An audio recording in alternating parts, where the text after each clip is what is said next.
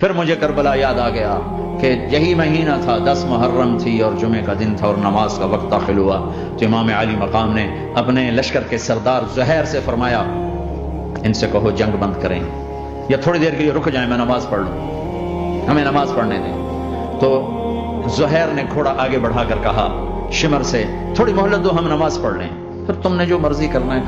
نماز تو پڑھنے دو۔ شمر نے کہا ہم نماز نہیں پڑھنے دیں گے۔ ایک اور کوفی کھڑا تھا، اس کا نام حسین بن نمیر، انہوں نے کہا تمہاری نماز ہوتی ہی نہیں۔ انہوں نے کہا لعنت ہے تم پر، جس گھر کی طفیل نماز ملی ان کی نہیں ہوتی۔ تو انہوں نے واپس آ کر عرض کی حضور وہ نماز پڑھنے کے لیے جنگ نہیں روکیں گے۔ کہا اچھا پھر ہم نماز تو نہیں چھوڑ سکتے۔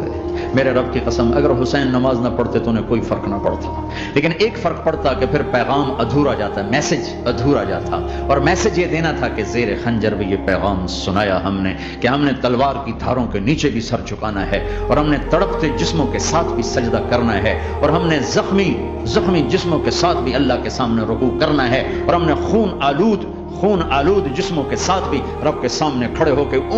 آنے والی نسلوں کو پیغام دینا ہے کہ نماز وہ ہے جسے اس وقت میں بھی نہیں چھوڑا جا سکتا۔